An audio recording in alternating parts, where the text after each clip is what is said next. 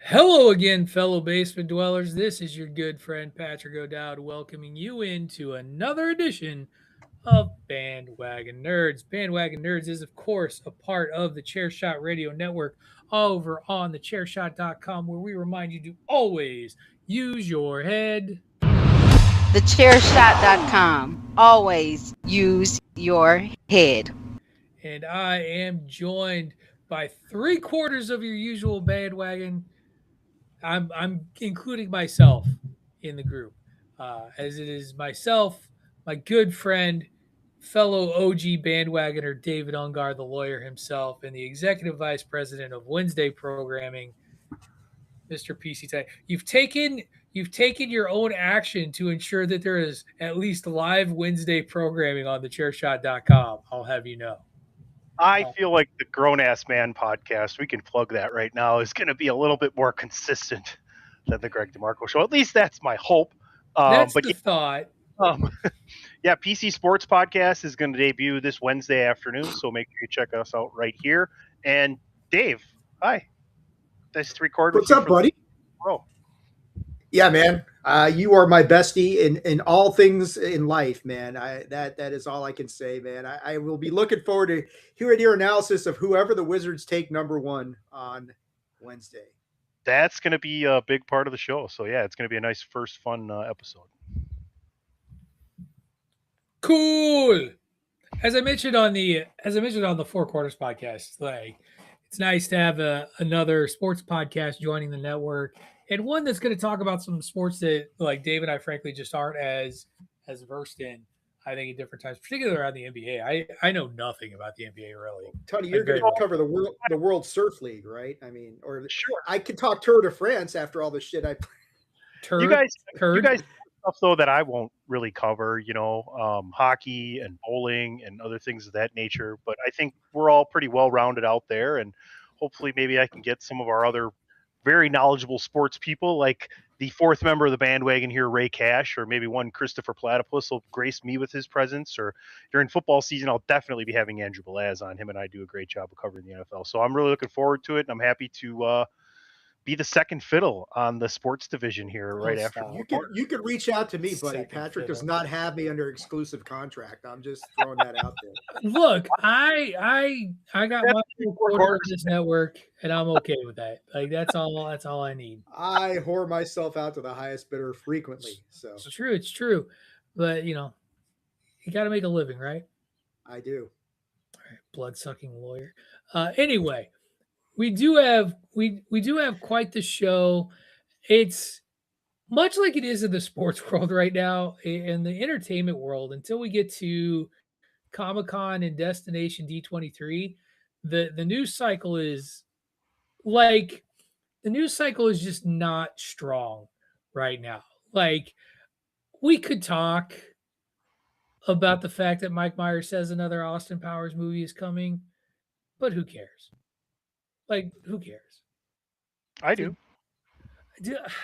Okay. That's not really have anything else to say about it. Right. Like, there's nothing, like, it literally all he said was yes. And people are like, Variety made an article out of it. Like, that's the sort of shit we're kind It's of a in. fairly big film franchise, though, if you think about it, right? I mean, 30 years ago, maybe not 30 years ago, 20 years ago. It's kind of. When was Goldmember? It's a smart way to bring it up, though, considering Shrek 5 is about to come out, right? Like, we got Mike Myers. Yeah, stuff. and we're gonna talk a little bit about Shrek 5 and that trailer, such as it is. Yeah, I don't. Yeah. Anyway, we do have a fun trailer park today. Some outputs from Netflix, some DreamWorks. Of course, we're going to talk about Spider-Man and the brand new day trailer that just dropped. We got to wrap up Spider Noir. We got episodes 7 and 8 to talk about, and then we'll continue what we do in the summer doldrums, and that is the draft, the projects, as it were. And we are wrapping up the 70s this week, the 70s intro draft with the I don't like this font. Put the other font back. I can't call Dave names and read. That's better. That's a little bit better. It's easy to read. I'm 48 years old. I can't read that. There you go. Look, now I feel better. It's easy to position your head away from your name. Yes. Maybe not that low, but I don't think it looks like that on the feed. Let me look. I don't care how it looks on the feed. I'll still get down there like that if I need to. Anyway, no, he's mirrored on the feed, so he's all right. Right, and then of course we will get into our 70s intro draft this week, wrapping it up with comedies. Tony, here's the thing: I love. You can tell where this group really thrives when it comes to these drafts, and early family programming and comedies seem to be our top dog here in the 70s. I think in the 80s it'll be a little more well-rounded, little easier for us in general. But we're all getting a little older then too, you know. Right. Tony and I actually have some legitimate nostalgic memories that we can carry with us with that one. You know, Baby Ray, he can't, but and then there's Dave. He was, 36 and already losing all his hair in the 80s. 136, Pat. You're 136. You're a dwarf. Yeah. You're not pretty enough to be Elvin, so I'm sorry. He's actually Danhausen's older brother. No, I'm definitely a dwarf. I'm much more Dave Gimli Housen? than Legolas. Dave I'm more Housen. Gimli than Legolas, that's for sure. That's true. Well, as it is, ugly lawyers aside, we do have a great show for you today. We're going to start by, of course, heading over into the trailer park. I don't even want music. I just want to get to the brass tacks of it all. Come on, it's working. You know what? Come on, we can get 10 seconds of music. Play copyright allowable length. I don't know which one I should play. Let's play this one. Not.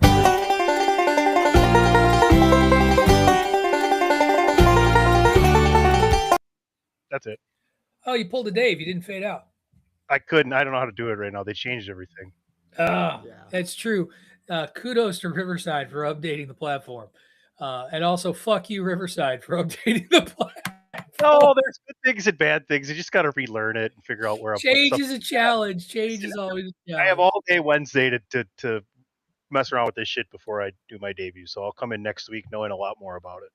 That's fair. All right. Well, let's start with a trailer that I'm intrigued by in Netflix, if for no other reason than one of my favorite things about the entertainment industry is oftentimes a film will come out, but there will be other films that are eerily similar to one that is already coming out. For example, yes, Deep Impact. Did you kids know that Deep Impact actually came out before Armageddon? Yes. But we had multiple asteroids destroying the Earth movies come out in 1 year. Well, Dante's Deep Impact was a comet. Deep Impact was a comet, to be exact. Okay, get your fucking UFO nerd ass back on Unidentified History. It's bandwagon nerds, man. If you didn't check out Unidentified History yesterday on the Attitude of Aggression YouTube channel, make sure you go talk about the difference between a meteorite and an asteroid and a comet. No, we talked a lot of stuff. Coming on my show. Son of a bitch. Oh wait, it's our show. I'm sorry, we're both OGs. Now Patrick's face is being blocked by his placard. So don't take out your frustration on yourself for standing up a kid yesterday on us, okay? That is true. I did stand up a kid. I didn't tell this story to Dave. On air or not? I've not heard this story, but I don't want to break your flow, man. No, it's fine. It's fine. So I was very proud of my Saturday. So I'm sitting there Saturday. It's a beautiful day. I get up. Nice and early. It's like 70 degrees out, gentle breeze. I'm like, hey, this is a perfect day to go mow the lawn and get some shit done. So I take a couple out, I mow the lawn, get the whole house cleaned up, do the edging. Very, very proud of myself. Go run some other errands. I'm settling down. It's like 12:58, and I get a text from the president of the local bowling association. Are you bowling in a tournament today at 1:00? And Dave, I was supposed to. I had volunteered to participate in a youth bowling tournament in which local league bowlers are paired up with local youth bowlers in a tournament to kind of encourage participation and growth of the sport. And I stood up a 17-year-old bowler. Shame. Shame. Shame. Shame. Shame. Completely forgot. Shame. you're not naked walking down the hill. Shame. True. Shame. Shame. Shame. We could Shame. stop the soundbite anytime. That'd be good. Yeah. You know, 20. In all honesty, though, like if Hannah Waddington asked me and she was going, I might do it. She is a beautiful woman, even as a nun, a severe nun with a bell. But anyway, so yes, what? Huh? What? However, all of that is to say that yes, I did forget. I felt terrible, and I owe my teammate who happened to be at the bowling alley and filled in for me. I owe him the entry fee since I didn't tell you the coda to that story. I then later that night, as my buddy DJ's karaoke at that same bowling alley, then went to that bowling alley and bowled 3 games and shot a 698 series. So like, we would have tore that tournament up and I showed up, damn it. Oh, that's hilarious. It was. All right, let's get back to my point. So there are times when the entertainment industry, they put out multiple films that are very similar. Deep Impact and Armageddon, Dante's Peak and Volcano, many other films are genres have done this, and it looks like we're getting another one. As we've been talking about the house at the end of the street with Ewan McGregor and Anne Hathaway in a neighborhood that seems to have been transported somewhere else, and these folks are sort of trapped in what appears to be another dimension. Well, we have a similar but not quite the same story going on here with Netflix dropping a trailer for their film, The Last House. The difference in this one is that a family is gearing up to start their day. They try to open up the door to leave the house, and it is impossible for the door to open. Windows cannot be opened or broken, and it appears that everyone on Earth is trapped in their homes. And this goes on for well over 1,000 days. And it seems that there is something else out there rightfully terrifying, but we don't know what it is. I didn't recognize the names of the actors that were in this film. But I decided to share this because this is what Hollywood does. They like find a thing and then they just sort of twist it a little bit or find a different way to kind of keep the same conceit but do it differently. Instead of dinosaurs eating people outside their house in a transported neighborhood, here we are, people trapped in a house for thousands of days, over 3 years.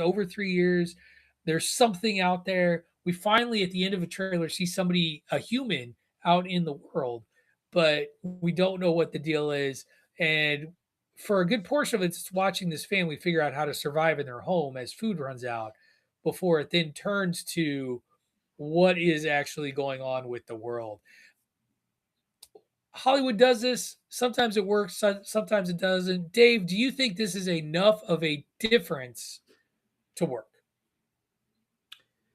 I do, and I'm interested because, like you said, the similarities between this and the end of Oak Street are completely noticeable. I mean, there's no avoiding that sort of thing. But it does seem a little bit different as far as, the concept of being transported to 65 million years ago, as opposed to whatever's going on here, which is I can't get out of my house. We cannot get out of the house. We're doing things. We're like growing hydroponics.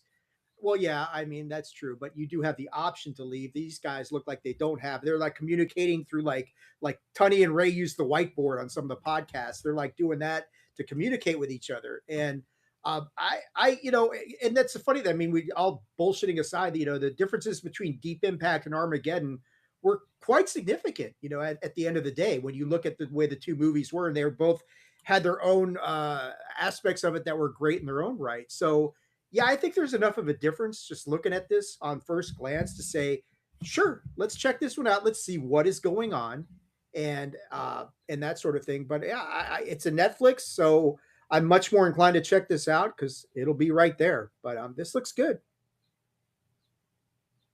Tiny, you lining up to see this? No. Shocked, I tell you. It looks interesting, though. Like, I was like, well, they're going to have to find a way to get food. And sure enough, they just dig up the baseboards and they can start, use the seeds from any vegetables they had to start growing stuff. And you look like it goes, what, it's been 1,138 days now, right? And then you see like the whole house is kind of filled with plants and the vegetation is taking over the earth outside. And yeah, it's an interesting concept. Just not for me though. Yeah, What's interesting is it looks like the electricity's still on and the water's still running the whole time, so they're not faced with that they're not completely out of it, right. But it gave me a lot of I Am Legend vibes. You know what I mean? When it came to the look of the outside world. Yeah, that's a good call. Did you do that so that people could see my face?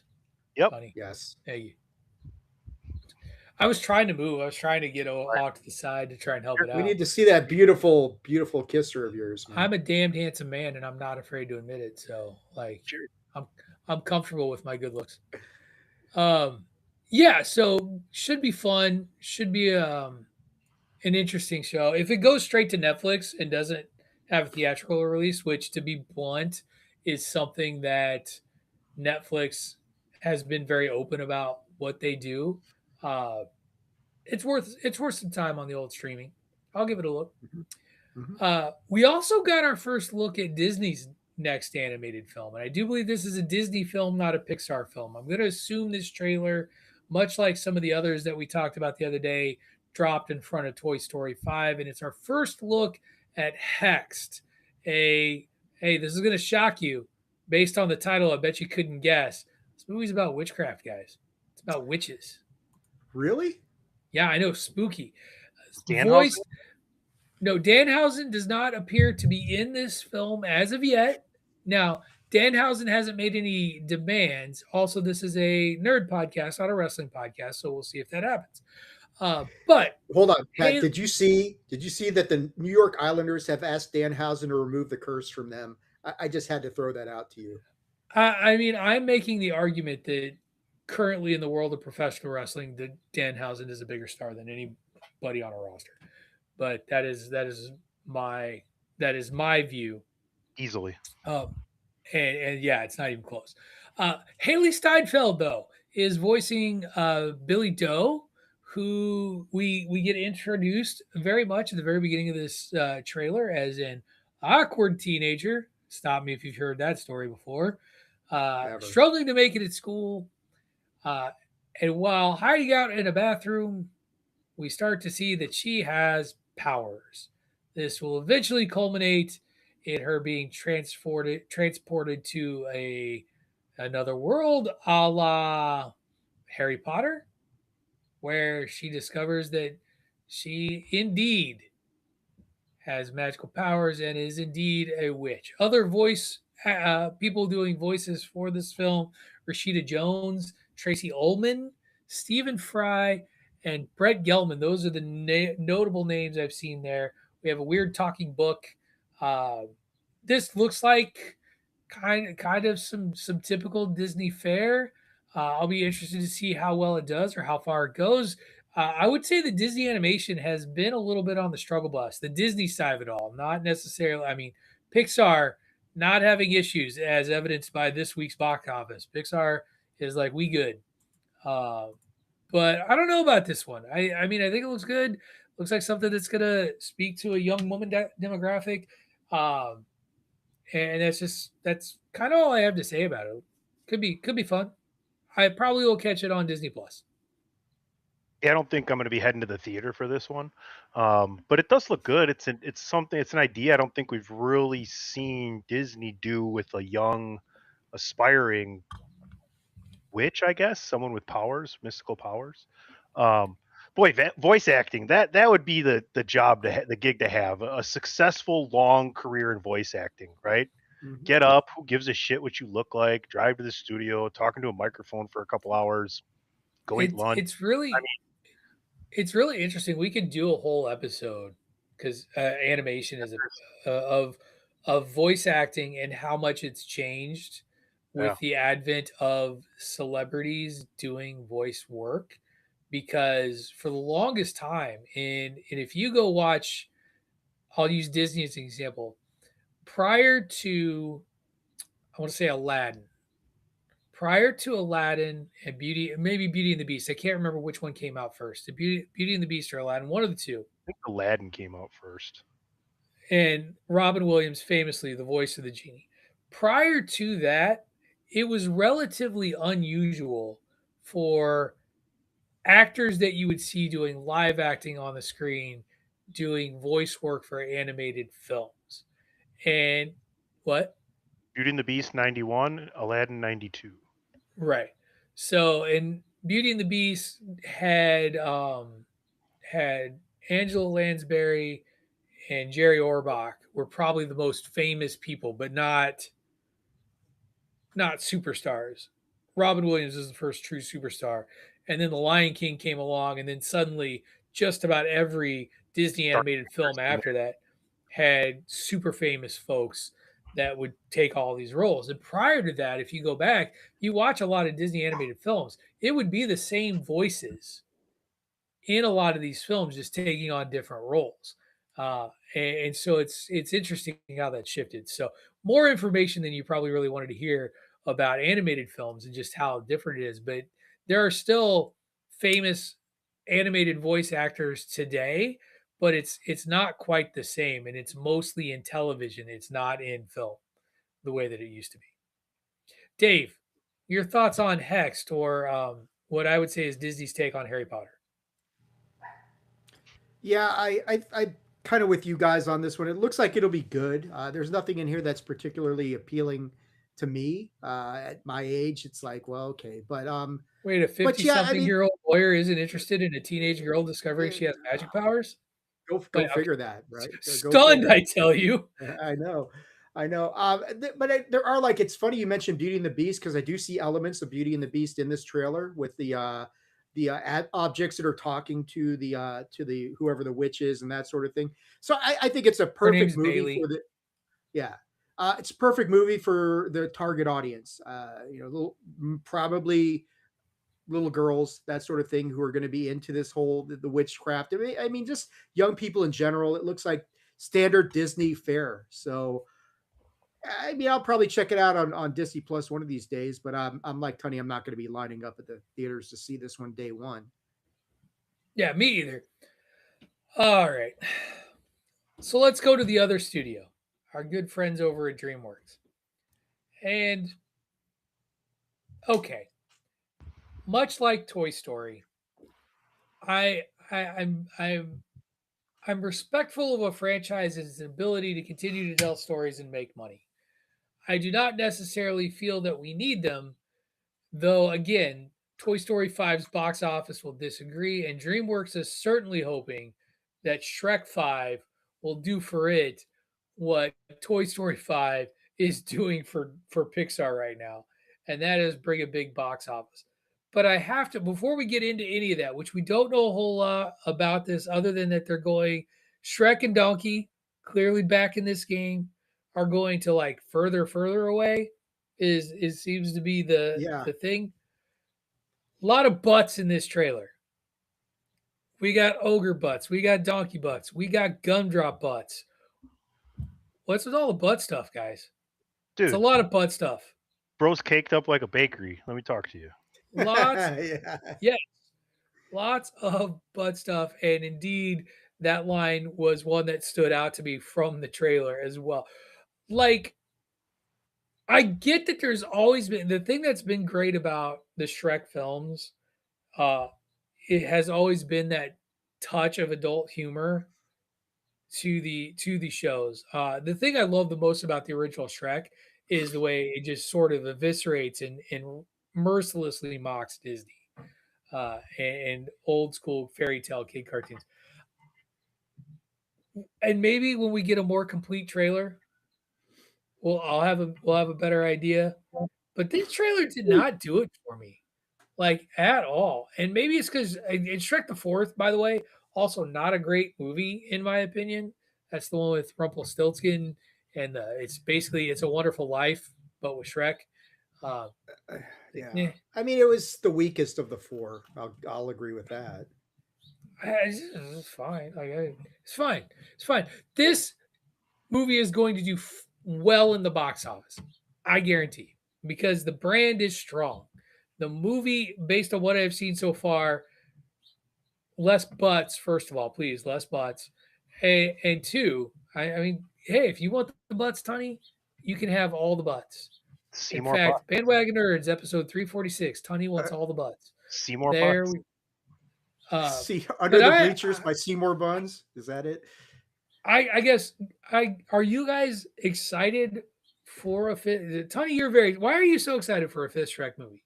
I love the Shrek movies. I love all of them. Yeah. I love the dynamic Yeah. between Mike Myers and Eddie Murphy. I mean, Eddie Murphy as Donkey is like one of the coolest things ever. And it has one of my favorite lines in any movie ever. Oh no, the Muffin Man. I mean, you can't fucking get past that line. That's a great one. But I just love the dynamic. I mean, they brought in Zendaya to be his kid. The last movie, you know, you still have Cameron Diaz. Like, I wonder if Antonio Banderas will show up as Puss in Boots. I mean, there's just so many classic characters and things of that nature. You know, I love those movies. I'm entertained by all of them, and I think you hit the nail on the head. What makes them so great is it's pretty blatant adult humor that's in there that is going to be caught by any kid that's about 11 or 12. But underneath that, they're not going to get it. So I just love these movies. I think all the stories are fun, and Eddie Murphy gets me every time, man. Dave, better butt, gingerbread or gumdrop? I'll go Gumdrop. Just why not? But other than that, yeah, exactly. Other than that, I'm with Tunny. I'm a big fan of the Shrek series, and when my kids were little, Shrek was like everything to us. The first three were just massive shows that all of us just gravitated to that. So it holds a special place in my heart. I did not know if we'd ever see another Shrek. So the fact that we're going to get one, albeit a year away, I'm thrilled about it. So yeah, I mean, is it going to do Toy Story 5 box office numbers? Probably not, but it'll do just fine for itself. And I'm it might do Toy Story 5 numbers. It'll be pretty close to the same, I think. We'll have to see. Cool. We'll have to see. And, you know, Toy Story 5 made what, 300 million, or was that 300 million or something worldwide so far globally? So it's doing pretty well. I wish I could get as far behind it as you guys can. I appreciate Shrek. I have Shrek and Shrek 2 in my Blu-ray collection, so I get it. They kind of lost me after Timberlake. So, but you know, that's just me. All right, let's head to the main event of the trailer park. Speaking of making big box office numbers, right? This movie, we're gonna talk about that because I shared in our text thread kind of a get on your asses if you want to see this right away sort of text, because we got our second and probably better look at Spider-Man Brand New Day. Dave is going to cue up the trailer. We're going to run it here courtesy of our good friends over at Sony. Check out their links. I'm sure they'll have it all up and running. And we're going to do that, and then we'll come back and talk about it. Sound would be good. What's happening to me? Did you miss me? What's wrong? I didn't hear sound right away. Sound not working? It's okay. Hit play. See what happens. Was it working? Tony, was the sound working or just hit play? It's good. Damn it! Hold on. No, you're good. I messed this up. I'm sorry. Hold on a sec. It shut down on me. Okay, there we go. I got it. All right, so we're gonna try this again because we're nothing if not professional podcasters, and I'll take full responsibility for our actions. It's on me. It was a terrible chair shot villain. Filling silence. All right, here we go. Take two.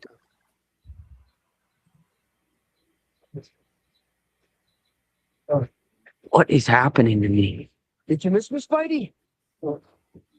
I'm losing my mind. I am totally out of control. Yeah, kill it, Dave. I gotta fix it. This is right now. Just kill it. Because it's only play. It's only getting the actor's speech. It's not giving the sound in the background. So, I know. Anyway, come back to that. Keep going. I got an idea. I know it'll fix it. Nah, we'll fix it in post. Anyway, let's talk about this trailer. So this trailer opens up. Spidey is, fighting in the streets of Manhattan.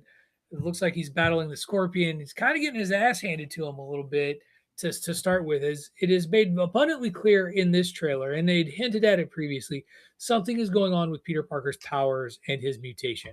We, get one big reveal that his web shooters have gone organic. We see that during this trailer.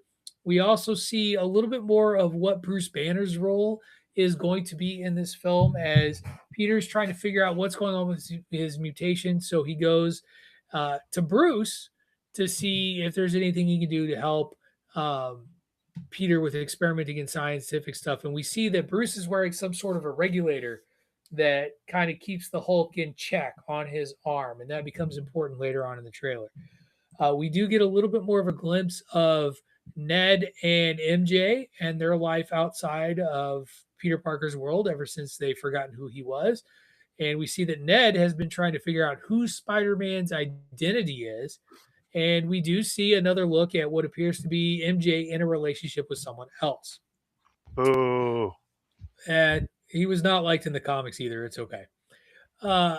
We then also get another look. Well, we get a look at the powers and abilities of the sort of what appears to be the primary antagonist. Sadie Sink is the rumored actor. Her role has been kept tightly under wraps. Most people speculating that it's going to be Jean Grey, which would be interesting. We'll see if that plays out. But what we do see is that there is clearly this ability to use other people to speak, and it looks like it take them over in some way, shape, or form, which is something that Jean Grey has the ability to do. She's taunting Peter Parker and she threatens to go after MJ, which then tells you the other thing, that it is heavily implied that this villain knows Peter Parker is Spider-Man and about his past, whether that's through reading his mind or some sort of thing that just didn't happen with the spell. I'm going to go with she's read Peter's mind. That's my best guess. In the midst of all of this, we see that Peter's going to turn to Frank Castle at some point to protect MJ after he tells MJ that she's in danger. And we get what got me the most exciting, because if you're going to have Bruce Banner in a film, give us the Hulk in some way, shape, or form. We are going to get the Hulk. We are going to get Spider-Man trying to fend off and protect people while fighting the Hulk and subduing him. And I can't wait for it. This has always been a fascinating matchup. Peter Parker has faced off with the Hulk before, always to totally not destructive results. It's going to be fine. Nothing, no property damage will take place. But this just gives us a bigger window into this film. And I don't know that this movie needed marketing, but the marketing is working. The crowds are ready for this character and this IP and this movie. As I had a friend who's just like, yeah, our whole family is going to go see it on this day. Here's where we're seeing it. Here's the seats we're taking. Here's what time. And I went in to get tickets for the Little Odad and I considered ourselves lucky that I was able to get 2 seats next to them. Nice. Because they like to sit a little bit closer to the screen. They're not a back middle-ish people, so that's why. But the rest of that theater was pretty damn full up, and I had mentioned that. I was like, got my Spider-Man tickets. If other theaters are like yours, they're filling up pretty fast, and you should check them out. What are you guys' favorite seat in the movie theater? Because mine, you go to that all the way to that back row, and you have that space that's blocked off where the projector shoots, right? So there's no seats there. My favorite seats are the ones in the second to last row, right in front of that. There's no one behind me, and I'm as back far, and I have a little bit of room where the sound behind me gets behind me, not just on the side of me. So that's where I love to sit. I don't know. What about you, Dave? I got like more or less the like the middle, like towards the middle on the aisle side, that sort of thing. You like to be on the aisle. Yeah, if you guys want, I think this will work now. if you want me to show the Hold on. trailer here. I just want to know where Patrick likes to sit at the We're movies. we're more back. We're more back dead center. We don't have our theaters aren't set up with that little projection space that you're talking about. Okay. So that's not a thing. With the advent of stadium style seating and recliners, the problems from our childhood, where if a tall bastard sat in front of you, those days are kind of gone at this Yeah. point, thankfully. Yeah, there's a lot But- more space. Let me give this a try. This should work. Go for Dave, it, Dave really wants to get this trailer, so we're gonna give it one I, more go. well, I try. It's just me satisfying myself that I know what I did wrong. So I don't want to hear what you did this morning. What is happening to me? Did you miss me, Spidey? I'm losing my mind. I am totally out of control. I gotta fix whatever this is right now. Final semester MIT. Dad, who do you think is actually watching these? Maybe someone. Okay, well, bye, someone.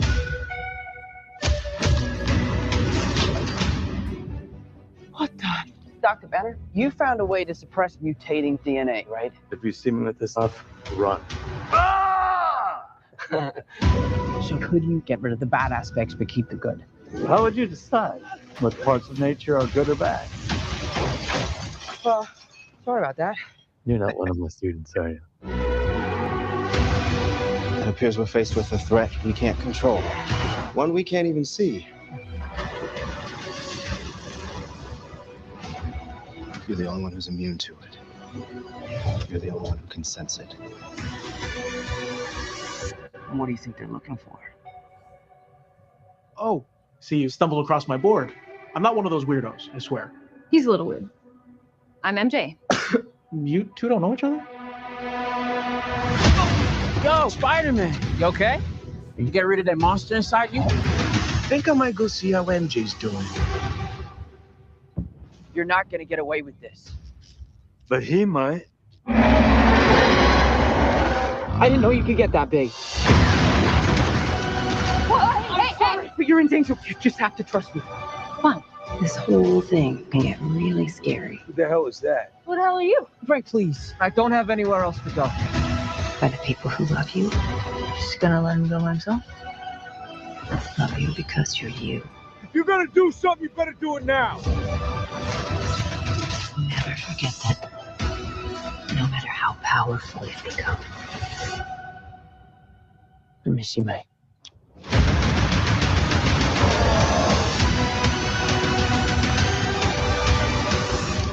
Huh. All right. Just give me a sec. Give me a sec. I'm not in high school anymore. Oh. Did you stretch? You a big stretcher? It's so good for you. You ready?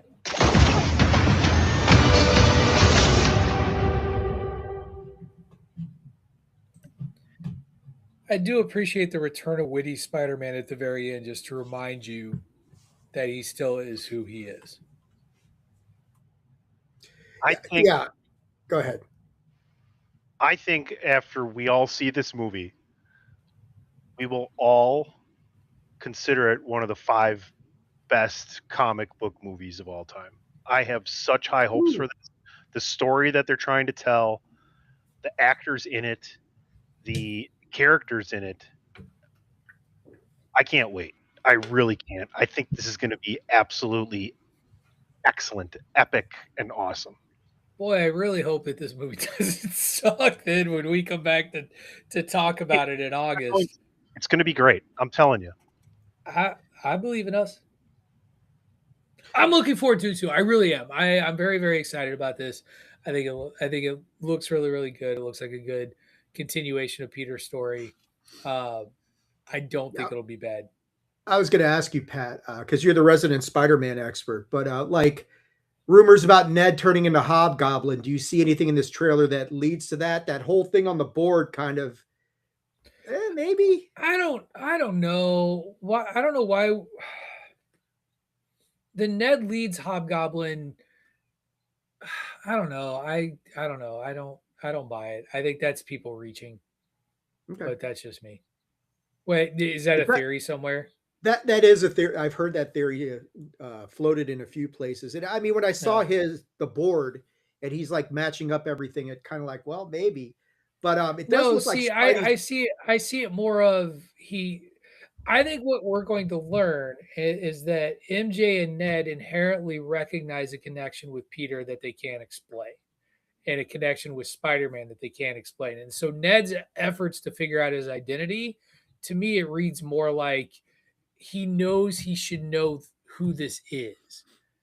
And it's why, like, it's also why I think MJ inherently trusts him. So that's my theory. It does look like a Spidey suit, especially at the end where he's facing off with the cops, is much more like traditional Spider-Man suit and not like the Stark techie sort of suits that we've seen in the past aren't really Yep. there. It looks more like the traditional Spider-Man suit, which is kind of cool. But yeah, I mean, top 5 of all time is boy, that's a big ask. That's a I'm high not saying bar. I'm not saying that's wrong, Tony, or anything like that. It's if it accomplishes that, fantastic. But yeah, it's going to make gangbusters of You know what money. it's going to do better again? You know what it's going to do better than? Supergirl. It's going to kick the shit out of Supergirl. Oh, it's not going to be close. It's not saying Supergirl's going to be a bad. This isn't movie, even, and it's not a flex on DC. Like it's really not. No, but you're talking about punch down, Patrick. No, I'm not punching down. I'm just being honest. He's not. Like you're talking about one of the marquee this isn't franchises. Me being like, fuck DC, it sucks. No, I'm just giving you shit. I think that movie. Honestly, I seen the trailer again for that when I went to Disclosure Day, and I think that movie is going to be excellent as well. I think people are going to come out of that going, "Holy shit, DC's like starting to gain some momentum." I hope so. I hope the so. critical response is not that. The critical response is very down the middle. We've seen movies still be successful, but have that have the tomato score be low on the critic side and super high on the fan side, still make a ton of money, right? We've seen it the other way too. I'm not saying you have to listen to critics or anything like that. I just think that I am not as excited. I know I should go see it because you guys are going to want to cover it. But I'm not enthusiastic to see it. I'm more enthusiastic to see it than the last movie I saw that we covered, where I made the face and said the. What was that? Masters of the Universe? No, Mandalorian and Grogu. Oh, Mandalorian and Grogu. Where I was like, I guess I'm here. You know what? If you don't go see it, Dave and I will talk about it on what you're watching. So it's not a big deal. That's fair. Kind of like we did with Masters of the Universe. I just got to figure out when I'm going to go see it, that sort of thing. But yeah, didn't it come out like a week or two? Like Friday. It's coming out really soon. This week. Yeah. Oh, is it this Friday? It's this Friday. This is like me. Yeah, we'll see. Because I did not have it on my radar. All right, you know what? This seems like as good a time as any to take a quick commercial break, where we talk about things you can listen to on the bandwagon or on the chair shot. We'll talk about Spider Noir when we come back because I'm clearly at an impasse here. But what? What? Nothing. Tony's doing the commercials right now. So. Yes, he's talking about how you can get some sweet chair shot swag from us by heading over to prowrestlingtees.com/the chair shot. You can get a bandwagon nerd shirt if you want. Like that is there. It exists. There are other awesome t-shirt designs, and we love giving you quality entertainment and quality sports entertainment, sports news, wrestling news, entertainment news, all the news and opinions and analysis. So support us by heading over to prowrestlingtees.com/chairshot. Make sure you head over to thechairshot.com and check out all of our other shows on our network. You can check out the Bandwagon Nerds site by going to thechairshot.com and clicking on the band that's there, or just go to bandwagonnerds.com and check out our site as well, which is still getting work done, doing a lot of things. It's still kind of a work in progress, under development. Webmaster Ray is kind of leading that charge. So, and then of course, if you like Dave, I guess you could head over to attitudeofaggression.com and give him a follow and a listen. Should you feel like it? Yeah. Thechairshot.com. Always use your head. All right, fellas, let's move forward. Let's head into our last 2 episodes of Spider Noir, where I'm going to take half credit on the prediction front, because I did say that Kat and Flint Marko at the end of the series would be together and that Flint would be cured and leading a life away from the world that we saw in Spider Noir. I was correct about that. Where I was incorrect is that Tombstone got cured. That was not something I saw in my prediction front. And then I don't. It was an interesting show. So we spent episode 7 really was about getting all the chess pieces in place for the final showdown, where Spidey takes on Megawatt and Flint individually, where Cat confronts Silvermane. I'm leaving out a lot of stuff in between. But I loved how by the time this series is over and wrapped up, that everybody who would reveal Ben Riley's secret to the world is eliminated from the equation. Though there is an argument: did Megawatt actually die when he got hit by the train when Spidey tossed him in there? Tony's saying yes, but hey, we didn't see a body. Didn't see a body. You gotta be careful when you don't see a body. But a lot of this wrapped up very nicely and neatly, and very much in a noir style. We had a tense multi-person confrontation over this antidote. We had one of the hired hand thugs, Megawatt, turn on Silvermane.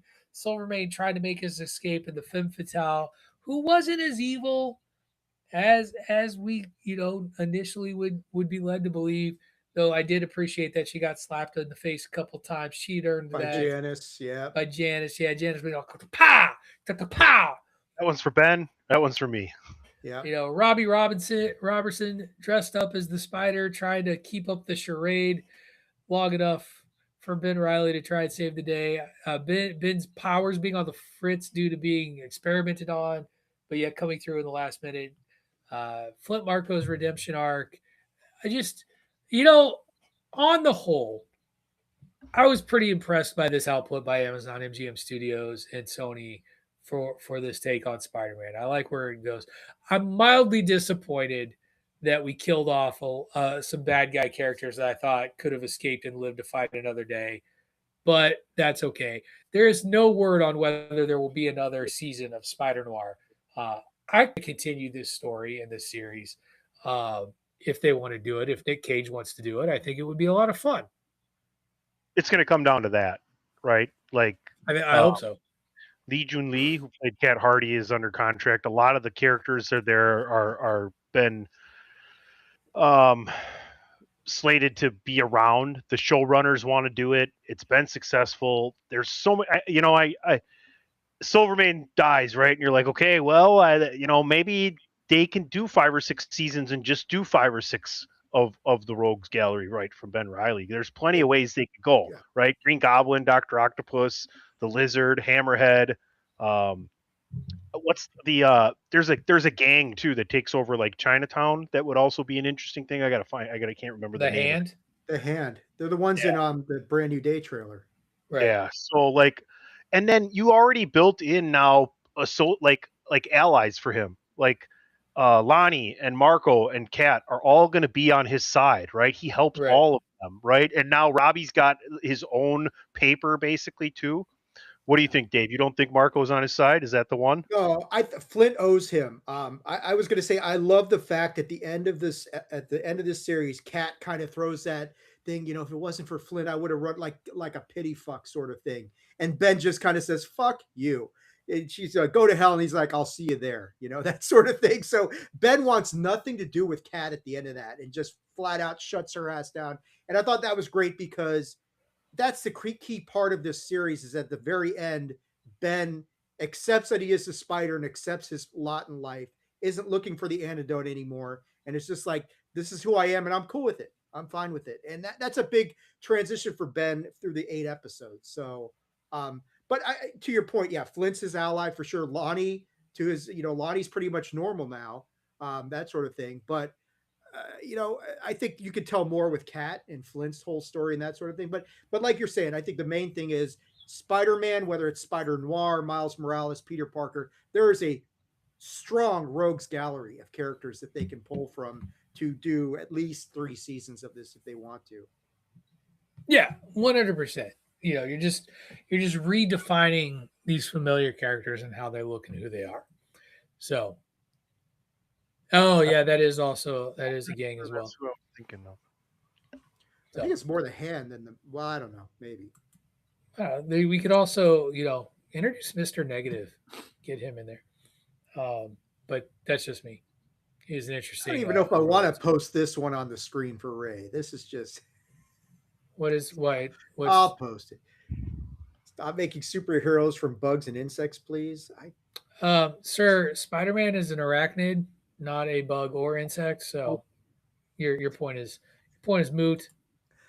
Objection sustained. There you go, Pat. Mr. Blue Beetle fan. Anyway, just saying. But no, good series. Good series. I think it worked really, really well. I think you forgave Nick Cage, and I hope this one continues. And I don't know. I think the only thing that was disappointing, as we speculate about a second season, there was nothing in the credits. There was nothing I liked. That was it. That was the show in the series. And I get it. We've been conditioned to look for these things, and so it can be one of those deals where we're like, oh, but it is what it is. Arachnids are not even worse. Spiders are your friends. Spiders help keep your house clear of the bugs that are bad. That's true. Just keep that. Never more than 6 feet spider. Unless they've got are black with red hourglasses on their abdomen, then you're good. Oh yeah, don't touch them. Yeah. So, all right. So I think, are we in agreement here? Spider Noir bandwagon approved. Absolutely. Thumbs up. Totally. All right. Excellent. Next week, you will hear from at least Tony and Dave about Supergirl. I don't know about Ray and whether he. Ray, feel free to comment. It's clear you're watching us or listening to us live. So let us know in the chat if you're going to check it out as well. I don't know that I'm going to make it. I want you to go so you can send us a picture if you hate watching the movie again. That's but I don't want to hate watch something. I'm just not like it. The trailers have not captured my imagination. They just haven't. No, and opinions on Miley Alcock as Supergirl are just so split, especially shockingly amongst the male fan base. No, like she's not who I worry about. You know what I mean? Like at all. Like I actually, I think Momoa looks like sounds like shit. Like I get he wants to play that role super bad, and maybe he's great, and he'll prove me wrong. I have not come away from his snippets from trailers very impressed. But he looks like Logo. He looks like Lobo. He sounds like Lobo. It's cool. But I don't know. I'm not feeling it. But that's just me. All right. We just did a commercial break, so we are not going to do another commercial break. What we are going to do is we are going to jump into the final leg of the 70s intro draft project. And that, of course, is comedies. We are without Ray this week, so I'm scratching his name from the number list. When Ray said that it was a possibility he wouldn't be able to do it, I had accounted for that and made him number 4 so that I could change the sequence. This week, Tunny, you have been assigned number 1 for the randomizer. Dave, you have been assigned number 2. I'm not last? You're not. And I have assigned myself number 3. I'm shocked. If I can find how to share my screen, because that has gone away. You haven't done the draft. You just assigned numbers. Okay, I got you. So I could still finish last again. All right. You could. You should be able to see the randomizer up here in front of you. I'm going to get sequence. Remember, here we go. This week. Wow. Didn't even shift. The sequence is 1, 2, 3. Whatever. Again. I'm not last. Again. Like Clark Griswold. I didn't lose. Let me drink. So this week's ready with some Tiger. The good news is now I can just draw the columns for our picks based on the numbers I assigned you all, as opposed to having to do another row. Are you using graph paper over there? I'm not. It is a 5-star notebook. Oh, that's the Big Show sheet. Tunny, Burns is within 3 of Wyndham Clark now. We'll see. We'll see. One. We'll see. Second round. It's the wind's down, so third. there's going to be scores. I know Fleetwood birdied the first 2 holes, so yeah, I'm hoping for a good finish, but yeah, see what happens. So, reminder to everybody about how this draft works, friends, rules. The shows that we draft must have had at least one season in the 70s or episode in the 70s to count. It does not matter if it bleeds from the 60s into the 70s or from the 70s into the 80s. Those all count. Those are good to go for drafting. If you drafted a show in a previous draft, we are asking that you don't draft them in this draft. So Tunney's had some shows off the board. Dave's had some shows off. I mean, we've all had some shows off the board, but Tunney, for example, drafted the $6 Million Man in a draft where Dave had drafted it illegally in the family section because he didn't know the rules. But that's fine. Go ahead, keep going. So I guess we can already ascertain what PC Tunney's first round draft pick will be, which is fine. But why would I get stuck? Also, this is a snake style draft, so it'll go Tunney, Dave, Patrick, Dave, Tunney, and so on and so forth until we get through 5 picks. That's right. We each get 5, and then we will share those. Make sure the webmaster Ray gets them so that he can share them with all of you. That's right. Give me 5. Yeah. 1, 2, 3, 4, 5. Well, Tunney's already reduced the drama for his top pick already. It's true because he has no he didn't want to keep anybody in suspense. So Tunney, I'm gonna go ahead and write it down. But why don't you talk about your number 1 pick? I think I mentioned I was going to make this my first pick either way. I think it's one of the greatest sitcom themes of all time, right? Sanford and Son. The show is great. The theme is S tier with the footage around the junkyard and whatever the kids say. Yeah, I mean, it's such a great, funky, catchy, influential tune. There's no doubt in my mind I was going anywhere else. I mean, I had a second and third. We'll see if those come back around to me. But for me, Sanford and Son is probably the most iconic sitcom theme to me. Fair. And an excellent pick. It is. I draw out my picks in tiers. I make 20 picks, and I have them all listed here. It was amongst my top tier picks and would have fallen off the board. I make 4 columns, 5 rows, so that way I can eliminate as we go. So excellent pick, Dave. You get to pick from your top tier now. Yeah, I had for me, there was only going to be 1 pick for number 1 if I could get it. I know who. I guess. And this, go ahead. No, because if you get it wrong, then it's a different pick. You can't do that. No. Look, right. The Patrick, $6 million Man is the best. Hold on. Just kidding. That was really funny, and you actually couldn't pick that because it was against our established rules. But nice try. No, for me, there's only one comedy in the 70s that resonated with me through like all the 70s. And I mean, and this comedy was it had just characters that still resonate to this day. I mean, the whole concept of being cool came from this show.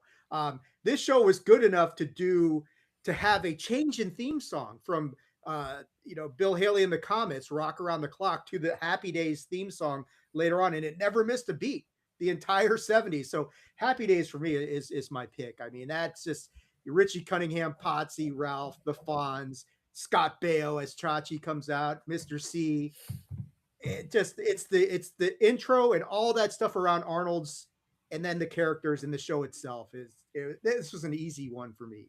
Like I can visually still see the record playing, right. Sunday, Monday, happy days. Happy days. Yep. I don't want to say anymore.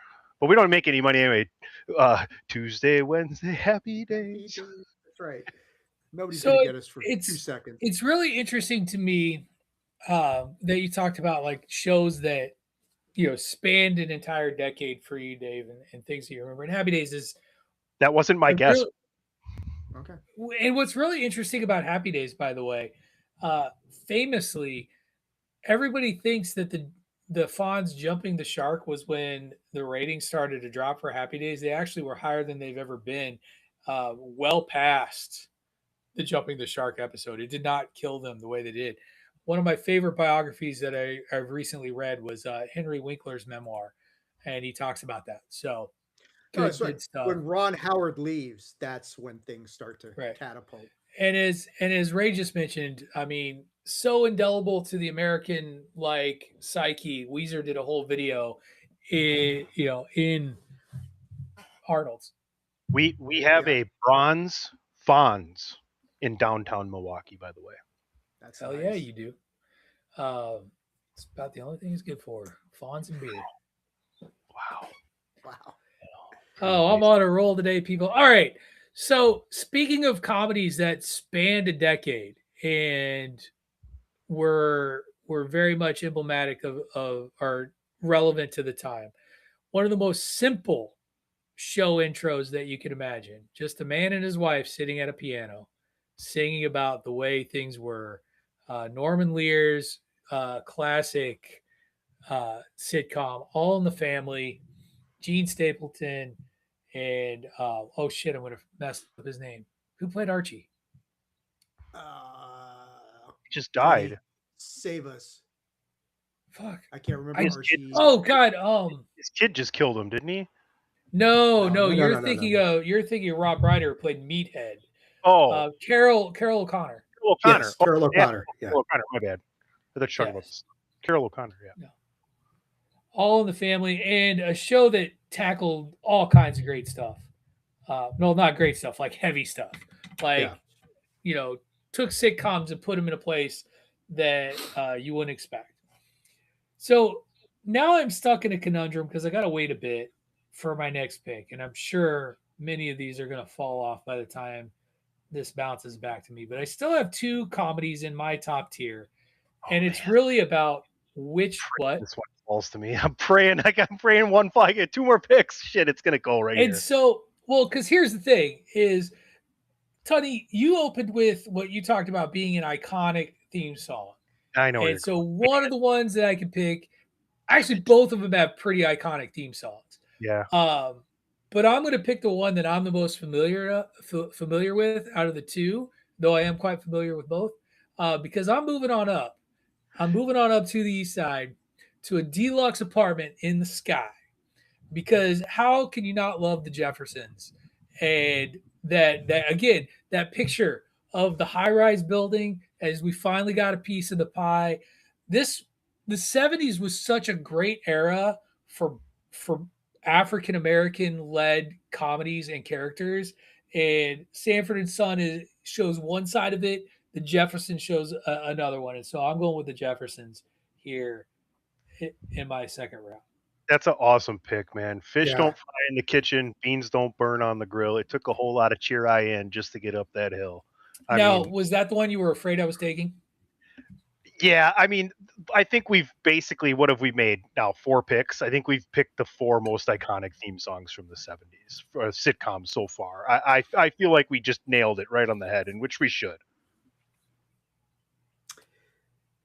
So for me, I know in dramas I picked Fantasy Island, but there was the show that came on right before Fantasy Island back in the day that could be a drama, but it had a lot of comedic elements. I always considered it more of a comedy show, but it had an iconic theme song as well.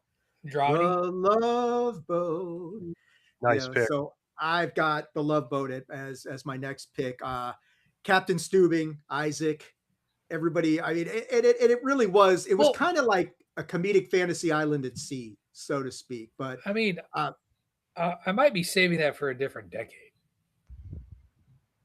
Are you? Well, it does span. It goes across. It does. You're right. You're right. But yeah, The Love Boat for me, because I mean, but yeah, that was like in the day. It was like The Love Boat, and then Fantasy Island would come on right after that. That was like your whatever night of the week it was on.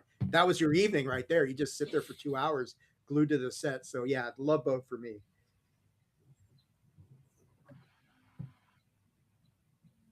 Me? It is to you. For 2. In your second. Yes. You for 2. Not sure what this means. Because it's a theme song. Don't make it not true. It's Kirk. That's what Kirk Lazarus Robert says. Kirk Lazarus is Lincoln Osiris. Yeah. Ray doesn't break character till the episode comes out. So go ahead, Tony. This kind of works because Ray's not here. But I would say come and knock on our door. We've been waiting for you. Where the kisses are hers and his. Three's Company 2. Just a classic song. Classic, like, I mean, DP and I get drunk at the bar and start singing like theme show songs, and this is one of them we do all the time. So yeah, I got to go there, and then, man, I think I'm gonna have to go Schlemazel, Haas and Pfeffer Incorporated. Let's go with Laverne and Shirley. Yeah, it's just classic. I love to make the joke Schlemazel. Or as like we call it these days, scissoring. But, you know, it was a great show. It originated here in Milwaukee. You got Squiggy and the other guy and a lot of classic characters. Lenny. And yeah. And then who played who played Shirley? I can't remember her name. Cindy Williams. Who played Laverne? Penny Marshall. Penny Marshall. The career that Penny Marshall has, if you don't know, go look it up and the things that she's accomplished. She's just one of the most accomplished people in the entertainment business ever. And just a classic for with Happy Day. Like, I guess Southeast Wisconsin's a pretty popular spot for sitcoms. You know, as we move on, we're going to get into some other stuff moving forward, that 70s show, etc. So yeah, I had to go hometown there. It's a good call, man. That was definitely on my list. I figured you would get it due to the overt Milwaukee connection out of everything. For me, with my next pick, you know, theme song. No, the theme song wasn't so memorable of this, but the introduction to the world of a guy named Robin Williams, and this show called Mork and Mindy was where I have to go. Nanu, and you know, Pam Dauber. I mean, whatever the case is, but with the UFOs and all that sort of stuff. And he was just, I mean, right from the word go, this guy's like, who is this guy? Let's go ahead, Pat. So sorry. We have now hit 2 Happy Days spinoffs. Yes. That's right. He did it. He did appear in Happy Days. Yeah. Who's picking it? Not me. That show sucked. I mean, Cody Loves Chachi. Yeah. Oh, yeah. I think it was in the 80s. Yeah, it was. But, I mean, God, like kids in my school, we were like wearing. Remember, Mork had the those wild suspenders that he would wear, and kids in my school were actually wearing those things for a while. Yeah, it was like rainbow suspenders, weren't they? Yeah, it was such a great show and just a great intro, and where he'd have to report to Orson every week about what he'd learned and all that stuff. But yeah, I had to go Mork and Mindy for me. Good pick, Dave. So I'm getting. I wasn't sure that this one would come back to me. Yeah, you got lucky. I said it. And I'm sitting here and I'm looking at this. And one, Ray, we miss you. You make this draft harder when you're not here because now I have a plethora of choices that don't get made for me when I work on my list. And so I have all these options. And I've already got the Jeffersons. I'm going to do the other Black family comedy that was big at the time, the Jimmy Walker led show Good Times. Good Times. Yeah. And none of their times were good. It was always hard times, because that was the great thing about that show, is that it was a very real look at what, you know, family's life was in Black America. It was a great show, unapologetically Black and just awesome. And Jimmy Walker, you know, of the catchphrase of all catchphrases, probably desperate to never hear people beg him to say it. So Good Times is next. And I now have finally crossed everything off of the top of my list. And so now. Oh, relax, Ray. Yeah, Ray, just calm down. Again, I'm glad that I can make you happy. Okay, I'm going with another. It's my turn again. Oh, I just need one of these two to drop to me. Come on, don't take them both, guys. Let's go.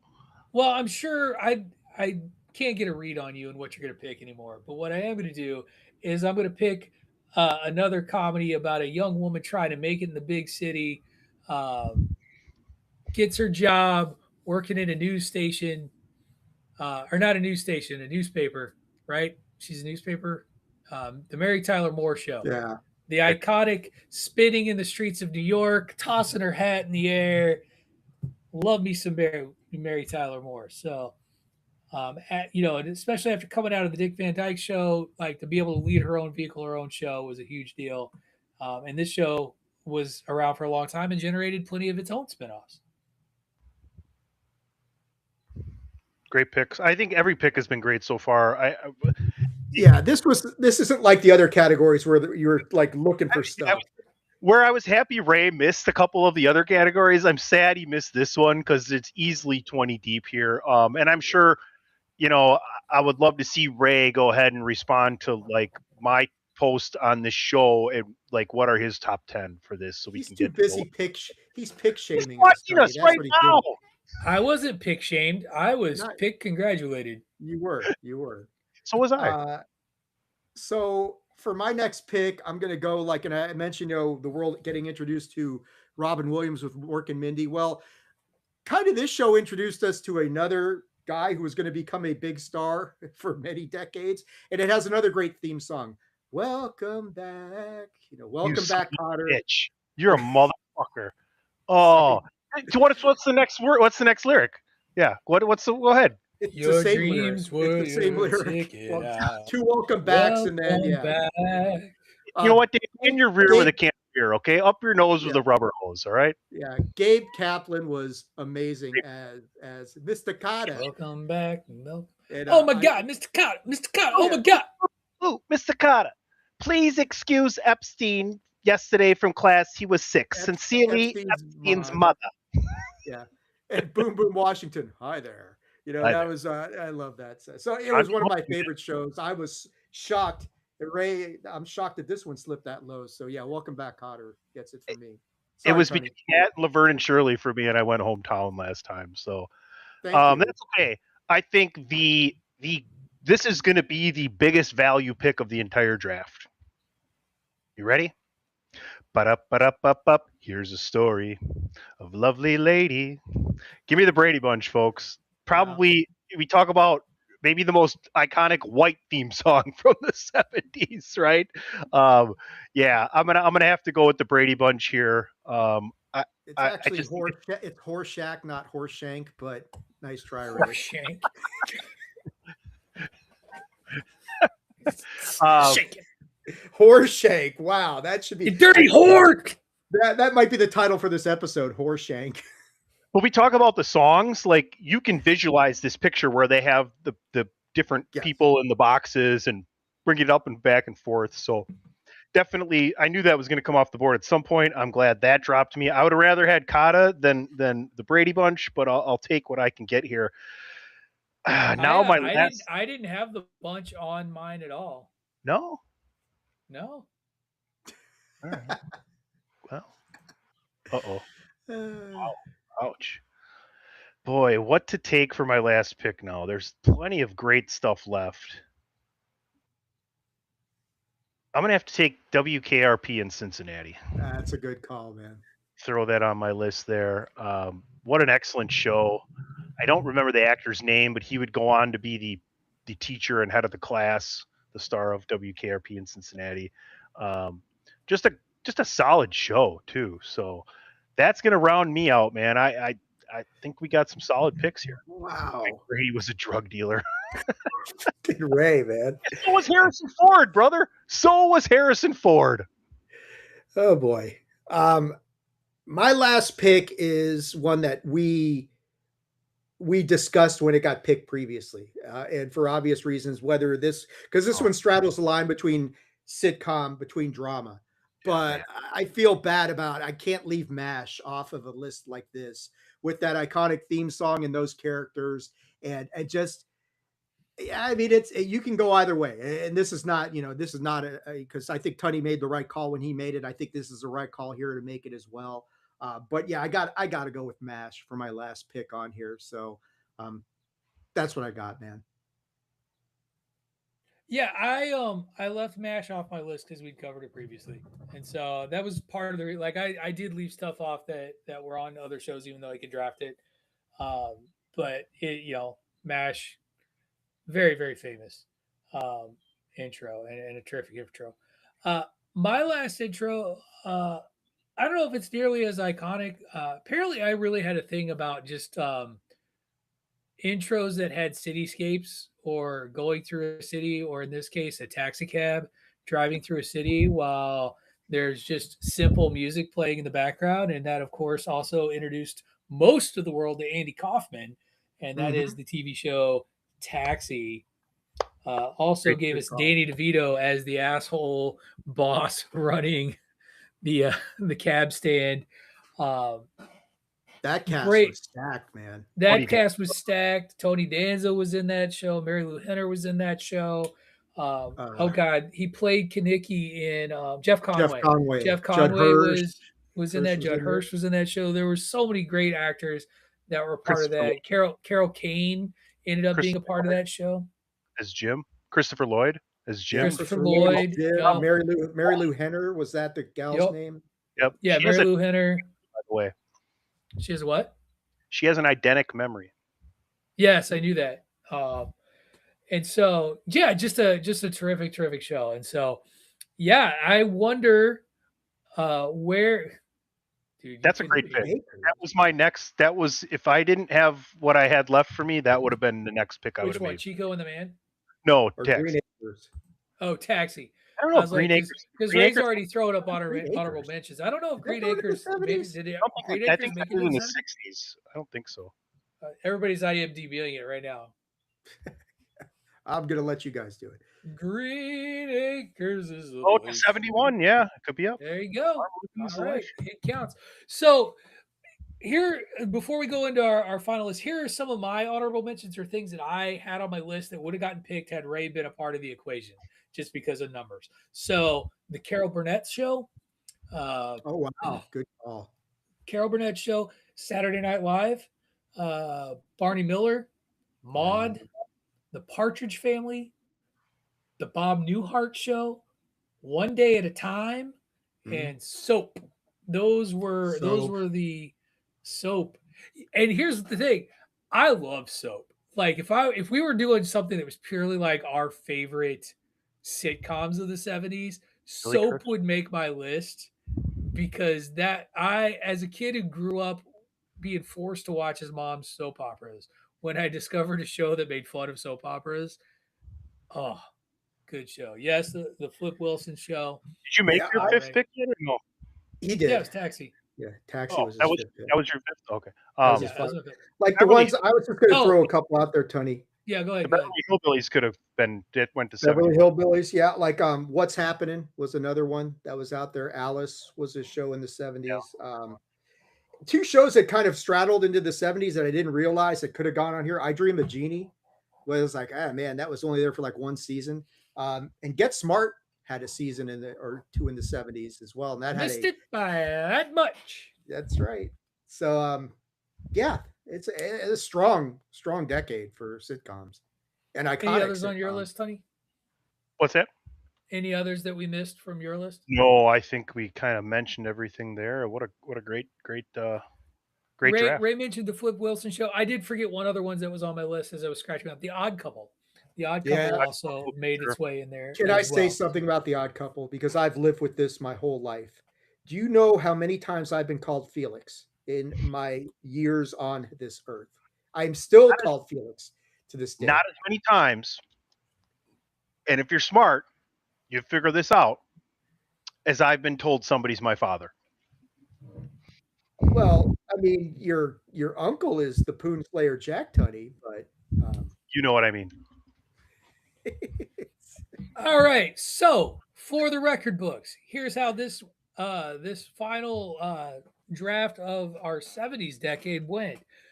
With the first pick, PC Tunney, he had, and so his whole list was Sanford and Son, Three's Company, Laverne and Shirley, The Brady Bunch, and WKRP in Cincinnati. The turkeys are falling. The turkeys are falling. Dave had Happy Days, The Love Boat, Mork and Mindy, Welcome Back, Cotter, and MASH. And Patrick had All in the Family, The Jeffersons, Good Times, The Mary Tyler Moore Show, and Taxi. As you guys noted, just it was such a great time. The 70s and the 80s in particular were such great times for sitcoms. Just such great times. And we're, we wrapped this up. We did this in 4 weeks, and we still got a lot of summer left. So kids, buckle up, because next week we start children's programs from the 80s. Because we're going to do it. We're going to knock the 80s out this summer as well. So Ray, if you're listening, get yourself ready for some 80s drafting next week. And I'm psyched for this one, fellas. Hey, if you want to have Ray feel good about it, have a family show with David Sammartino in it. He'll appreciate that. Love you, Ray. Just had to throw that out there, buddy. So we have closed the book on the 70s project for TV themes with our draft of 70s comedies. Next week we jump into the 80s with our draft of 80s children/family programming. Looking forward to it. And I'm going to remind us, we all agreed, if we drafted something in the 70s that crossed over into the 80s, we cannot use it for the 80s. So I can't use the Muppet Show, for example. Okay. Stuff like that. So Tunney can't pick Sesame Street or Mr. Rogers anymore. But other people can. But at the same time, Yes. It's going to be a lesser valued pick considering it's been done before, in my opinion. Not to mention, there's plenty of other amazing 80s shows to pick from. If we're going backwards, I get it, but we're moving forwards, and it's going to get a lot easier. It's going to get a lot easier. So we're going to have some fun with that. All right. I wanted to, before we headed into What You Watching, and speaking of sitcoms and comedies, every once in a while we do have a happy trails moment on the podcast where we talk about somebody that, we lost. And this week, we lost an icon in situational comedy writing and directing in the news and the passing of James Burrows. I'm going to talk. I am currently watching one of James Burrows' most famous creative projects, and he's had many in Cheers. He was a writer and director of Cheers, one of the original writers. But Tony's gonna do the thing that he usually does, where he's gonna pull up the IMDb and talk about all the shows that he's worked on. I can already see him doing it right now. But James Burrows had a career that spanned many decades and was connected to many terrific shows. And probably two of the most iconic ones that I can think of off the top of my head before Tony rattles them all off is Cheers, so we're just talking about, and Friends. He was a writer and director for Friends. And both of those shows were dominant sitcoms of the decades with which they run. I guarantee you, almost 99.9999999% sure that the first pick of the 80s comedy sitcom draft will probably be Cheers from whoever gets that first pick. It wouldn't surprise me. It'll definitely be that if it's me or Tony. So probably Dave too. Don't know about Ray, but it wouldn't surprise me if Ray picked it either. So just multi-Emmy award-winning writer and director. And the thing that has really stood out to me as I've been doing this rewatch of Cheers, and I kind of tangentially remembered the show from my childhood. Like, I don't remember a lot of specific episodes or moments. And so going through and watching them now here in my 40s and really watching them again for the first time, you can really see that Cheers tackled some stuff that I don't think people remembered that Cheers tackled. Like in season one of Sam's best friend from his baseball playing days comes out as gay in his biography, and comes out to Sam in the middle of a press conference. And it's all about the bar and them reacting to Sam supporting his buddy and what that could mean, and really shows you just sort of where the world, like when you talk about why we need things like Pride, it's because there was a time where associating and supporting somebody who was gay would legitimately be cause for concern of whether that establishment would continue to succeed and be the establishment that it was. You're immediately maligned. Right. Sam had a drinking problem like that was his thing. Sam was an alcoholic before running this bar. He's clean and he's sober. And there's a big moment in the first season where things start going south for him, and he is tempted by a drink and fights that off. Like, this is a great show, and it's an extremely well written show. And I'm only back into season 2, and so it's this guy was a very talented, relevant writer, and it should be noted his passing is a loss to the television industry. Dave, I'm going to let you go next because I know Tony will he'll do the rundown of stuff. Yeah. Too. I mean, I just think like you guys were saying, when you look at that sort of resume, I mean, getting one iconic, transcendent show under your belt is one thing, but to put two together is very rare. When you put two bangers like Cheers and Friends on a resume, and Tony will give us the full listing. There's more. There's more shows. That's just one hell of a something for your legacy to talk about. So yeah, that's a big loss. What was he, 85 or something? So it's a good run or something like that. But yeah, it just, when you think about people who've contributed to the comedic realm, yeah, man, he's right up there. That's pretty cool. I want to hear what Tony has to say as far as his full credentials, his discography, so to speak. I'm not going to do it. You can go look it up for yourself and understand why. This show I watched as a kid with my dad. I loved it. Like, I grew up going to bars as a kid with my dad played softball. My stepdad was also a bar patron. So like, I learned how to play cribbage at like 8 in a bar. There's an old story when I was 4 years old. I was with my dad and my grandpa, and we walked into a bar, and I sat down at the bar and went, "So how was your day?" at 4, because I had been watching Cheers. I struggle to listen to the theme of Cheers and maybe sing it, and I get very emotional. It means a lot to me. The show is unbelievably great.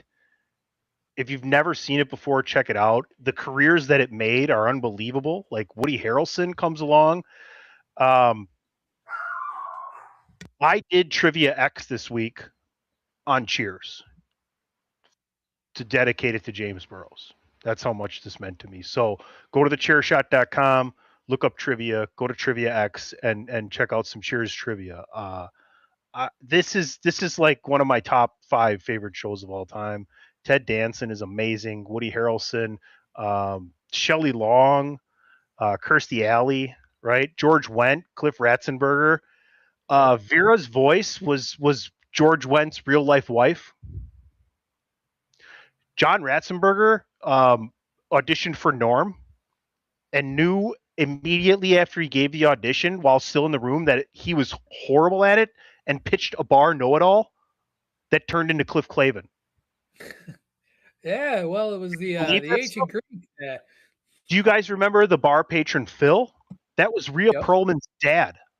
Yep. And then the spinoff of the greatest spinoff in television history, Frasier. Give me a greater spinoff than Frasier. You can't. This show was nominated for 117 Emmy Awards in its time. It was nominated for Most Outstanding Comedy Sitcom every single year and won 28 Emmys in its run. This is arguably the greatest sitcom of all time. R.I.P. James Burrows. I'm going to miss you. So you can't possibly cover everything that he was connected to. When you look up his IMDb, when you look at his IMDb page, it says he's known for Cheers, Taxi, which we just talked about. Taxi, Will and Grace, Frasier was also mentioned there too, and Friends. But he contributed episodes to the Mary Tyler Moore Show, to the Bob Newhart Show, to Laverne and Shirley. Like, it goes on and on. Rhoda, the Stockard Channing Show, for God's sake. Night Court. He did an episode of Night Court. Like, there's an iconic theme song. Right. I remember the show Dear John.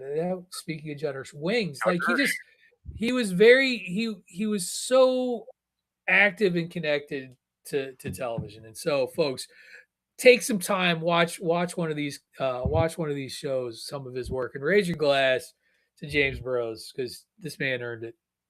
Happy trails. Icon. All right, one last thing I want to do before we get into what you're watching, guys. I'm going to surprise you with a special topic. We're a little bit ahead of schedule, running a little bit of a shorter show today anyway, so we're perfectly good. As we record here on June 21st, it is Father's Day. So happy Father's Day to all the dads out there. And I was sitting there thinking about what would be the nerdy thing to do. Well, we're already talking about shows, and we talk about shows, we talk about movies. And so I was like, maybe we could do, talk about our favorite TV dads. I'm sure we've done that before. That's an obvious one, but I'd rather talk.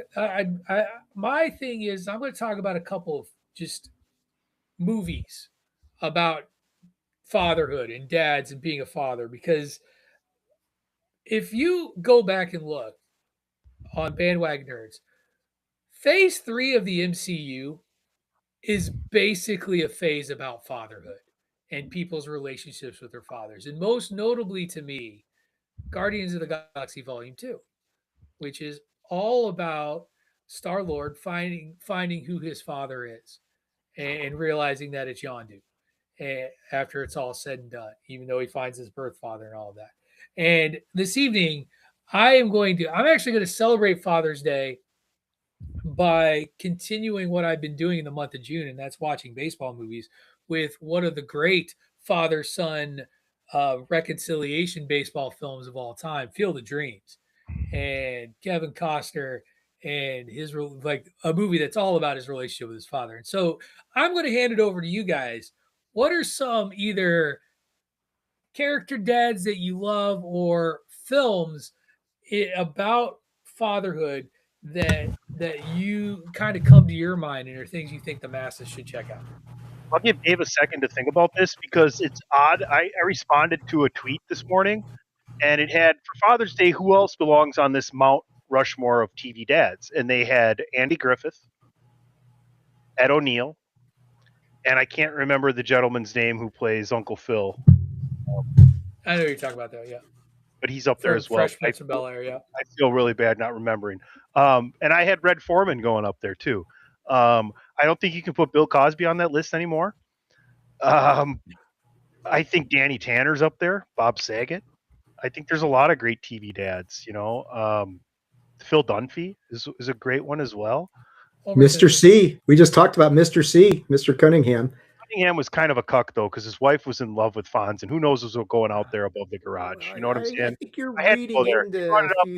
I had held back before, but anyway. Wow.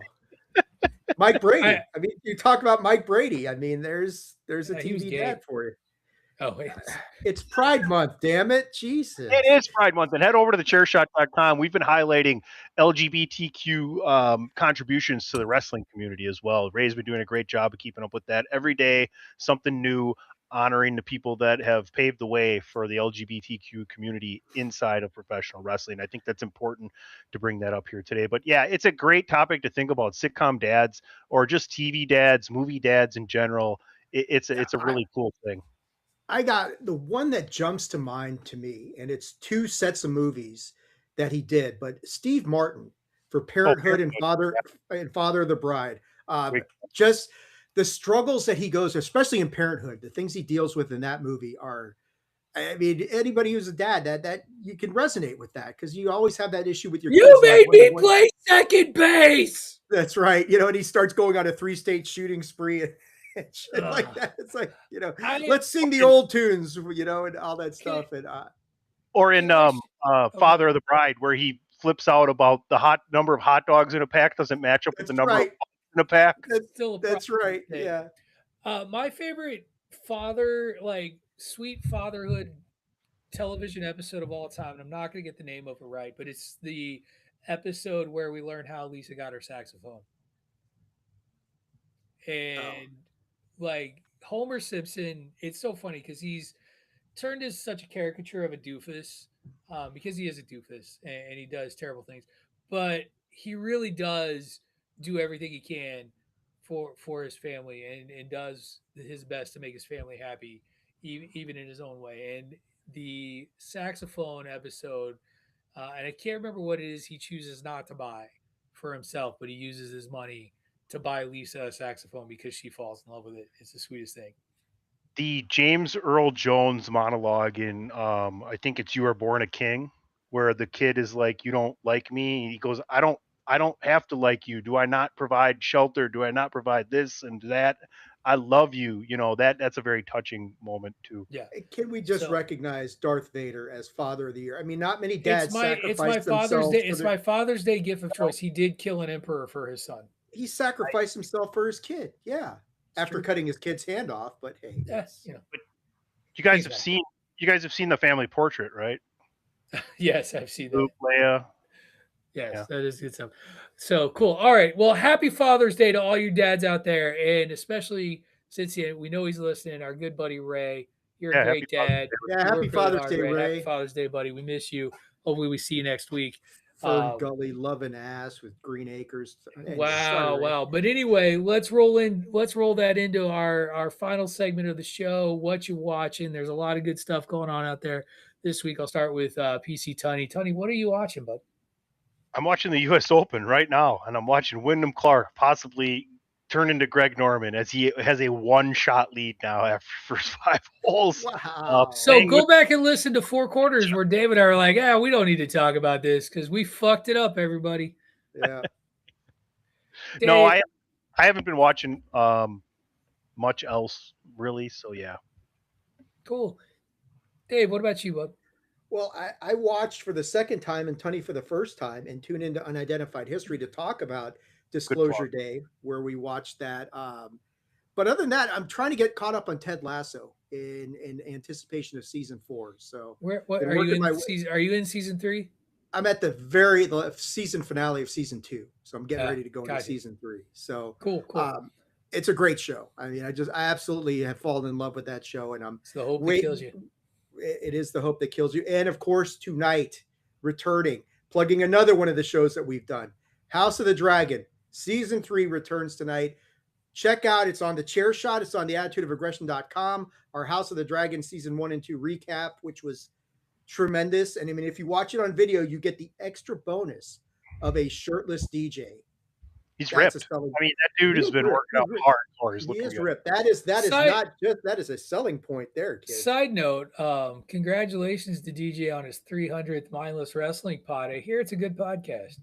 Haven't listened to it myself personally, but 300 episodes is nothing to sneeze at. The gimmick will never die. That's right. For me, one of my favorites, actually. It is. Mine too. So for me, I've been on this kick of watching baseball films, and I plan on watching Field of Dreams later tonight. Can I ask what you watched? So far, Bull Durham, both Major League 1, 2, and 3. Awesome. This morning, I watched the HBO original film directed by Billy Crystal, 61, which is the story of Mickey Mantle and Roger Maris's chase for Babe Ruth's record, and it's a really interesting story. And if you ever want to hear an interesting interview, listen to Billy Crystal talk about making the movie, because he loved Mickey Mantle. Like, he was very much amongst the people of New York who did not want to see Roger Maris be the one to break Babe Ruth's record. And the amount of shit that Roger Maris waded through during his chase of that record, man was losing clumps of his hair by the time it was all done. And his career, he had a good season in 62, but his career after that home run chase was just never quite the same. And there's a lot of question as to how much of his life was shaved off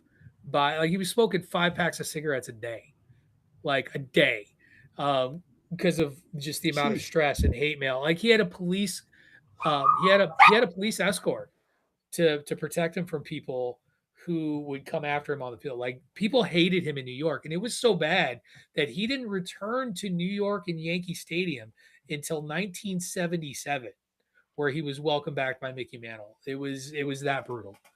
It was tough. Can I offer 2 suggestions for you? Sure. Complete the Kevin Costner trilogy of baseball. For the love of the game. Great movie. And you can't not do a baseball run without watching Mr. Baseball with Tom Selleck. Where he goes to Japan. Oh, such a great movie. Well, and I have a standing tradition. So we'll see how far the baseball run goes and how far into the summer it takes me, because the 4th of July, I watched The Sandlot on the 4th of July. Oh, yes. Watched it the other night. I also happen to own, I think this is a better movie than he gets credit for, Little Big League, where the kid manages the Minnesota Twins. I watched that movie. Of the Year. I watched Rookie of the Year last Funky week. butt loving. Yeah, they're also funky butt loving. Like Gary Busey's still slightly sane after his motorcycle accident there. Yeah, I assume, Pat, The Natural is on your list somewhere. Of course. How can you not watch The Natural? Roy Hobbs. Also, things I've also watched, of course, I'm doing this run of Cheers. I'm into season 2 now, where Diane and Sam are together the first time around. I am continuing to watch The Legend of Vox Machina on Amazon Plus. I'm caught all the way up on that. Controversial cliffhanger. I currently have paused, and I'm going to go on. Speaking of other things, I'm watching a HBO. Before 30 for 30, HBO used to put on some really great sports documentaries. And there's one you cannot find anywhere that is one of my personal favorites. And it's called The Brooklyn Dodgers, The Ghosts of Flatbush. And it's a 2-episode documentary on the history of the Brooklyn Dodgers that basically starts with the team's founding and then the integration of Jackie Robinson. And then the second part is all about their quest to win an elusive World Series in Brooklyn before the controversial decision by Branch Rickey and Walter O'Malley to move the Dodgers over to Los Angeles and what that actually did to the community. Huge controversy. But I found it in its entirety on YouTube on a Major League Baseball channel. So I'm pausing that on YouTube right now. And then can I tell you, there's a documentary, I can't remember what it's called, but that continues their move, and like the cultivation of Chavez Ravine was nothing. And it's a really fun story if you can find it. Sorry. And then last but not least, the little O'Dowd and I sat down together and fired up Paramount Plus and checked out the Naked Gun remake starring Liam Neeson. And I got to tell you guys, I slept on this movie. No, it's fucking hilarious. I loved it. He loved it. We've been watching these kind of comedies. Like we watched the original Airplane together, and surely you can't be serious. Well, but here's the thing. This is why I loved this Naked Gun remake. So Pamela Anderson is in this movie too, right? And Liam Neeson, and she gets introduced she's in his office, and they're standing around, and he's like, she wants to talk to him, so he's like, take a seat. And she's like, no, I have plenty at home. And then they have this whole conversation, and at the end, she's like, you know what? I think I will take this seat. And she like picks up the chair and she like storms out of the police station. And it's like, it's the exact same kind of humor. It's got the funniest O.J. Simpson joke. I had to explain to the little O'Dowd who O.J. Simpson was and why that joke was what it was. But if you are looking at their they're all looking at their dead parents, and they're all like trying to be like, I want to make you proud. And then finally there's one cop, he's looking at this picture, and he looks into the camera and he's like, no. And they walk away. It's brilliant. It really was better than I thought it would ever be. It was really good. I thoroughly enjoyed it. Highly recommend you watching it. My dad says you're lazy. You try dragging Bill Walton's ass up and down the court for 48 minutes. I know, but so, all right. Before we get out of here, fellas, tell everybody where they can find you and follow you in the Chair Shot podcast universe, the CPU. Go, Dave. Well, the best thing to do is just go here. That is the best way to get in touch with me or to interact with me on anything. Attitudeofaggression.com and the Attitude of Aggression's YouTube channel. And that's it, man. Follow me at PC Tunney at Chairshot Media for everything Chairshot, thechairshot.com, prowrestlingtees.com /thechairshot. See you Wednesday on PC sports podcast. Make sure you also give our good buddy Ray Cash, our fourth host, a follow as well at It's Ray Cash. That is at it's REY as in Mysterio, Cash as in the money. I think Tony's bringing it up right now. Oh, no, he's not. You can follow me on all of your social medias at Wrestling Realist. That is at WRESTLNGREALIST. Catch me every Monday, Tuesday, and Wednesday on the Chairshot Radio Network. Mondays talking nerdy stuff with these guys. Tuesdays talking sports with Dave on the Four Corners podcast. And Wednesdays talking, well, kind of just a little bit of everything in these days with Greg DeMarco on the newly renamed podcast. Sorry, I choking a little bit. Another one of those moments where my middle-aged body is like, fuck you, you're going to die now. But it's not. I know, right? But on the Grown Ass Man podcast, as we have shifted our conversations into some new directions this past week. We talked about things like men's mental health. We did talk a little wrestling, talk some sports, just kind of a lot of what's going on in the world and what's relevant to basically middle-aged men, because that's what we are. And so we're going to talk about things that are kind of relevant to us. And on that note, that's going to do it for this week's edition of Bandwagon Nerds. Thank you, everyone, for listening. Now get yourself out of the basement. Get some sun. Get a hold of your fathers. Watch a father-son film. Watch an episode of The Simpsons or Fresh Prince of Bel-Air. But just do something to recognize the fathers in your life or the father figures in your life. And let them know that they matter, because they love you very much. Thank you, everyone, for listening. This has been Bandwagon Nerds here on the Chairshot Radio Network, part of the Chairshot.com.